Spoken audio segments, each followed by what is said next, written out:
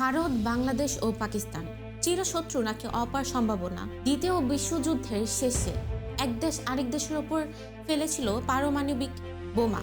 লক্ষ মানুষ মারা গিয়েছিল, শহর পরিণত হয়েছিল ছাইয়ে। তবু আজ ইউনাইটেড স্টেটস এবং জাপান বন্ধু, মিত্র এবং উন্নয়ন সহযোগী। যদি শত্রু রাষ্ট্র বন্ধুত্বে পরিণত হতে পারে, তবে কেন প্রতিবেশী দেশগুলো পারে না? কেন বাংলাদেশ, ইন্ডিয়া ও পাকিস্তান আজও সন্দেহ, শঙ্কা ও রাজনৈতিক উত্তেজনার চক্রে বন্দী? এই ডকুমেন্টারি দোষারোপণ নয়, এটি বোঝার চেষ্টা কেন আমরা পারছি না এবং কি করতে পারি। যুক্তরাষ্ট্র জাপান মডেল, আবেগ নয় প্রতিষ্ঠান। যুক্তরাষ্ট্র জাপান সম্পর্ক উন্নত হয়নি ক্ষমার কারণে, উন্নত হয়েছে প্রাতিষ্ঠানিক সিদ্ধান্তের কারণে। যুদ্ধ শেষে অতীতের সমাপ্তি টানা হয়েছিল স্পষ্টভাবে। শান্তির বদলে পুনর্গঠন বেছে নেওয়া হয়েছিল। অর্থনীতি, শিক্ষা ও প্রযুক্তিকে করা হয়েছিল কেন্দ্রবিন্দু। এখানে শেখার বিষয়, শান্তি কোনো অনুমতি নয়, শান্তি একটি কাঠামো। দক্ষিণ এশিয়া অসমাপ্ত ইতিহাসের বোঝা। এই অঞ্চলে দেশ তৈরি হয়েছে দ্রুত, কিন্তু হত সরানো হয়নি। দেশভাগ, সীমান্ত তৈরি করেছে কিন্তু বিশ্বাস তৈরি করেনি। রাষ্ট্র দিয়েছে কিন্তু প্রতিষ্ঠান দেয়নি। ফলে রাজনীতি উত্তরাধিকার হিসেবে পেয়েছে ভয়, সন্দেহ, অতীতের আঘাতকে ভোটের পুঁজি। সীমান্ত সমস্যা নয়, সুযোগ। সীমান্ত নিজে কোনো সমস্যা নয়, সমস্যা হলো আমরা সীমান্তকে কিভাবে ব্যবহার করি। ইউরোপ সীমান্তকে বানিয়েছে বাণিজ্য করিডোর, শ্রম চলাচলের পথ। দক্ষিণ এশিয়া বানিয়েছে নিরাপত্তার নাট্যমঞ্চ, রাজনৈতিক উত্তেজনার উপকরণ। সীমান্ত চাইলে হতে পারে যৌথ অর্থনৈতিক অঞ্চল, বার্তার হাট, লজিস্টিক ও ট্রানজিট হাট।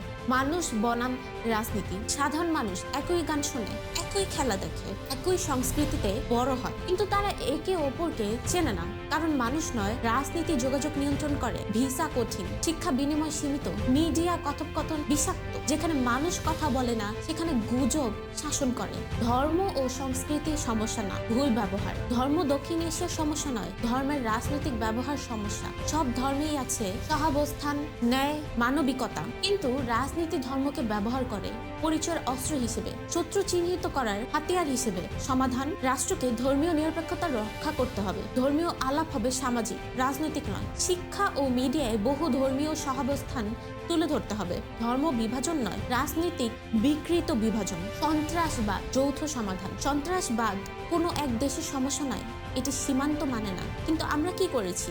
একে অপরকে দোষারোপ, বিশ্বাসের বদলে অভিযোগ, বাস্তবতা। সন্ত্রাসবাদ রাষ্ট্রকে দুর্বল করে, বিনিয়োগ ধ্বংস করে, ধর্মকে কলঙ্কিত করে। সমাধান, যৌথ গোয়েন্দা কাঠামো, তথ্য বিনিময়, উগ্রবাদ বিরোধী শিক্ষা। সন্ত্রাসকে রাজনৈতিক অস্ত্র হিসেবে ব্যবহার বন্ধ। যুদ্ধ নয়, সহযোগিতাই নিরাপত্তা। ভালো ও খারাপ উদাহরণ। ভালো উদাহরণ, জার্মানি, ফ্রান্স, ভিয়েতনাম, যুক্তরাষ্ট্র, নর্ডিক দেশগুলো। খারাপ উদাহরণ, কোরিয়া উপদ্বীপ, মধ্যপ্রাচ্যের দীর্ঘ দ্বন্দ্ব।